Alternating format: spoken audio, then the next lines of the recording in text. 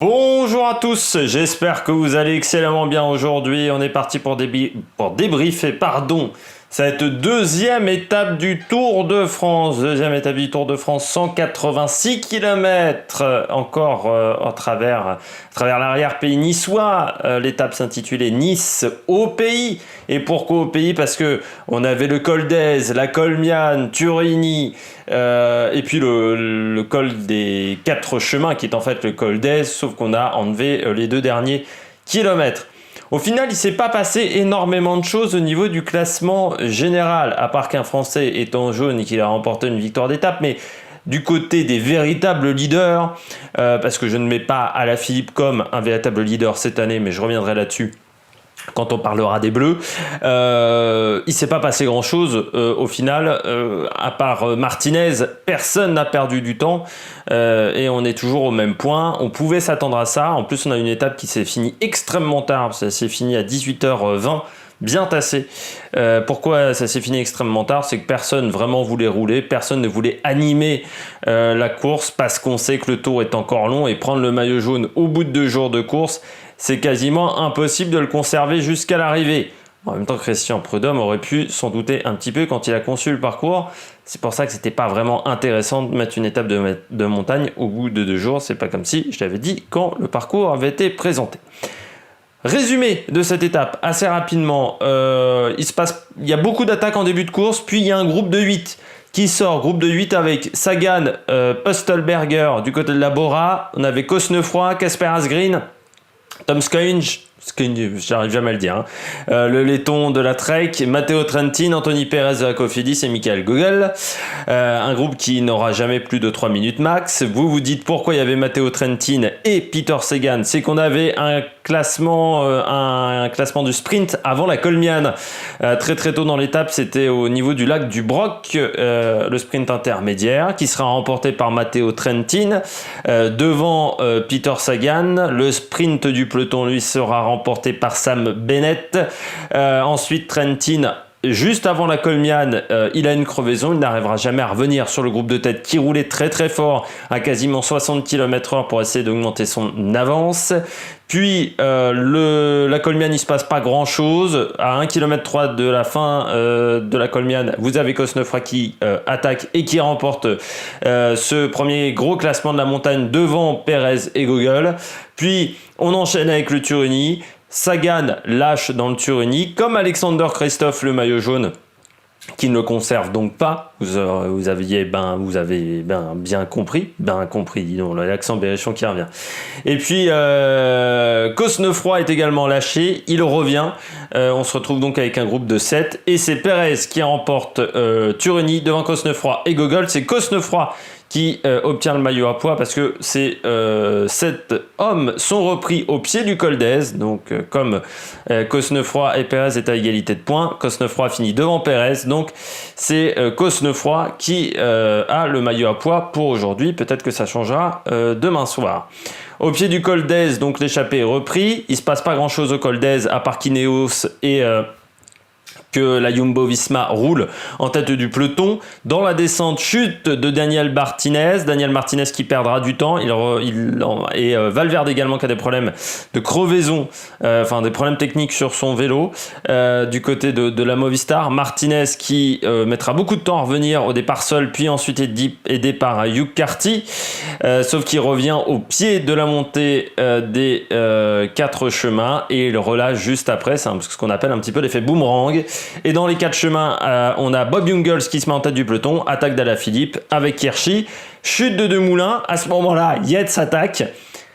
Il revient sur les 3 hommes, sprint et victoire d'Alaphilippe, quelques secondes devant le peloton. On passe tout de suite au bilan des Bleus. Beaucoup de choses à dire dans le bilan des Bleus. On va parler d'Alaphilippe. Alaphilippe coup double aujourd'hui, vainqueur de l'étape et maillot jaune pour 1 seconde devant Adam Yates, je crois, 1 ou 2 secondes. Enfin, il y a quasiment rien dans ce classement pour Alaphilippe, maillot jaune pour Alaphilippe. Victoire d'étape, objectif rempli. C'est l'objectif du début de Tour de France. Pour Julien Alaphilippe, c'était de remporter une étape. Il sait qu'il a une équipe qui est moins solide que l'année dernière. L'année dernière, vous aviez Enric Mas Vous aviez Viviani qui passe quand même pas mal les côtes, mieux que Sam Bennett. Cette année, ça va être compliqué parce que dans l'équipe, vous avez Morkov, vous avez Bennett, il y a Jungels, mais il n'y a plus Henrik Mas. Donc on se retrouve avec une équipe en fait assez faible du côté de la Quick Step et c'est vrai que ça sera vraiment pas facile pour eux d'aller chercher la gagne au niveau du maillot jaune. Ça sera encore moins facile pour eux de défendre le maillot jaune. Donc ils vont le défendre. Je pense que Julien Lafilippe peut le garder au-delà de l'étape 4. Il peut même le garder, je pense, jusqu'au début des Pyrénées, mais ensuite, à un moment, ça sera très compliqué pour Julien Lafilippe parce qu'il va se retrouver tout le temps seul en montagne parce que Jungels, j'ai pas énormément de certitude sur Bob Jungels depuis l'année dernière en haute montagne. Et qu'à part lui, il n'y a vraiment personne dans son équipe pour l'aider. Donc, faut pas s'attendre à grand-chose du côté de Julien Lafilippe. Mais objectif rempli du côté des Français. Du côté de ce bilan des Bleus, on va passer du côté des autres leaders. Et c'est là où c'est intéressant. Voilà, il a 4 secondes d'avance, Julien Lafilippe, sur Adam Yates au niveau du classement général. On va parler déjà de Thibaut Pinot.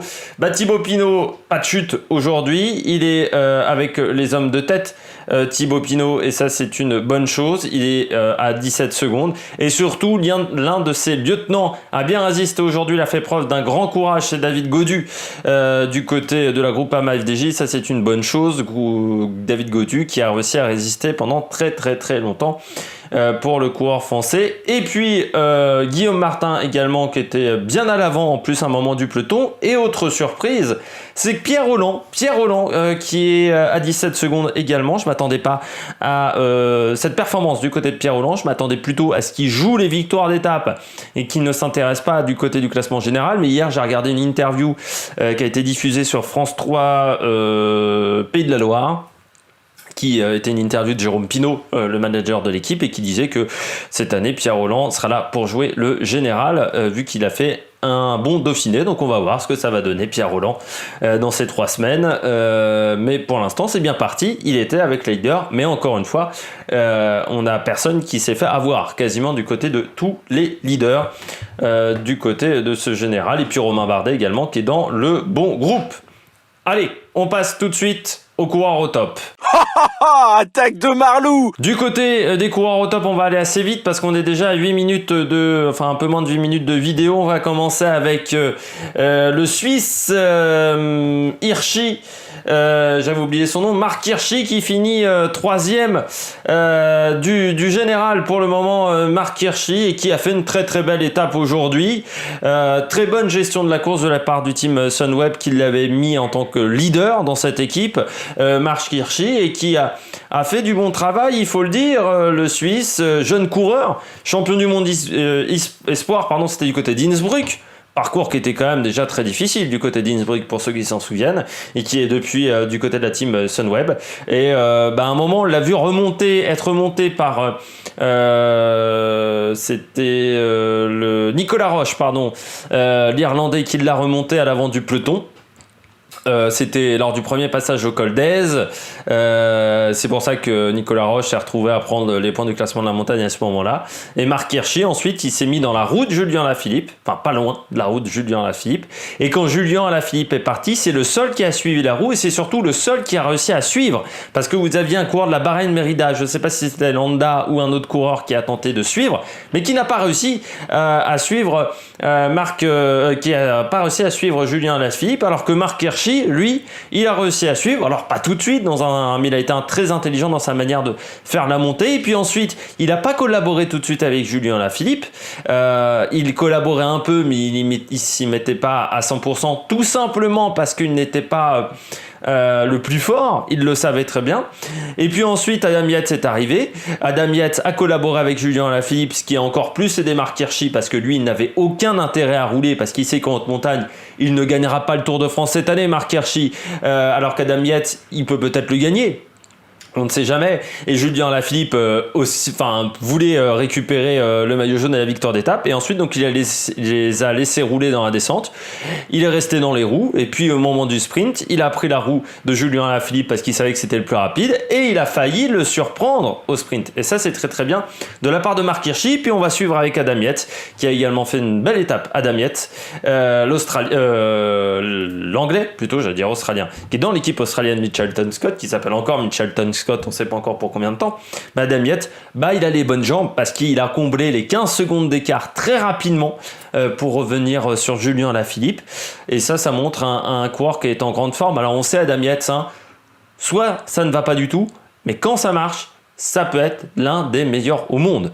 Donc à la place d'Egan Bernal, à la place de Primož Roglic, je me méfierais d'Adam Yates, surtout qu'il pourrait avoir un lieutenant de choix. C'est un certain Esteban Chavez. Alors on ne sait pas lequel des deux sera le leader dans l'équipe, mais Esteban Chavez, c'est quand même du lourd. Et puis c'est une équipe de toute manière qui est pas mal tournée vers la montagne, même si vous avez quand même Mesgeek, mais Julianson, c'est un coureur qui aime bien rouler pour des grimpeurs par exemple. Et puis il y a d'autres coureurs intéressants du côté de la Mitchelton Scott pour les aider en montagne. On passe très rapidement au flop. Le premier flop, c'est EF. Pourquoi EF en général? Surtout Martinez, parce que Martinez est le seul qui perd du temps aujourd'hui. Daniel Martinez, et c'est quand même con parce que c'était une étape qui devait lui convenir aux Colombiens, mais c'est surtout le flop de F Pro Cycling parce que on a perdu deux très bons coureurs de montagne aujourd'hui pour le classement général. Martinez et Van Garderen également, qui s'est fait lâcher très très loin de l'arrivée. Alors je ne sais pas si c'était fait exprès ou pas, mais il est à 17 minutes, Van Garderen, et qu'on se retrouve avec Higuita et Uran. Alors autant Uran, on a des certitudes par rapport à ses résultats passés, mais pas par rapport à ses résultats de cette année, Rigoberto Uran, mais il faut toujours se méfier du Colombien, surtout que c'est un coureur qui est très filou. Et Higuita, c'est quand même dommage parce que Higuita, on n'a pas de référence sur des courses de 3 semaines. Pour Higuita, on ne sait pas trop comment il se comporte sur des courses de 3 semaines. Donc si il n'était pas très performant sur les courses de 3 semaines, ça serait quand même compliqué pour l'équipe EF Pro Cycling. C'est un peu dommage. Et puis on finit avec la Movistar. Pourquoi la Movistar? Parce que premièrement, Marc Soler a perdu 1 minute aussi aujourd'hui. C'est le deuxième. C'est pas vraiment un leader, Marc Soler, par rapport à ses résultats passés, même si c'est un coureur qui a réussi à remporter Paris-Nice. C'est surtout que la Movistar, on a bien vu avec Valverde, avec Marc Soler ou encore avec Enric Mas que c'est une équipe qui n'aura aucun poids sur la course dans les 3 semaines à venir. Elle n'a pas le potentiel d'être assez performante parce que Enric Mas aujourd'hui on l'a pas vu, mais il était plutôt, à certains moments je regardais sur les caméras d'hélicoptère, il n'était pas très très bien placé. Puis Valverde, pas en très grande forme non plus, j'ai l'impression, Valverde cette année. Et puis surtout dans la manière dont il est revenu dans le peloton, c'était un peu nonchalant et ça montre à un coureur qui s'intéresse pas trop au général. Et puis Marc Soler qui perd du temps, c'est également une déception du côté de la Movistar. Déjà demain matin, il y aura le débrief, la présentation de l'étape numéro 3. Et puis surtout demain soir, on aura le débrief de cette étape numéro 3 qui devrait être beaucoup plus court. J'espère que vous avez aimé cette vidéo. Si vous avez aimé cette vidéo, n'hésitez pas à vous abonner à la chaîne, n'hésitez pas à mettre un pouce bleu. Et puis surtout, n'hésitez pas à réagir dans les commentaires. C'est fait pour ça et puis je les dirai avec attention. Allez, ciao ciao sur l'Amérique Production.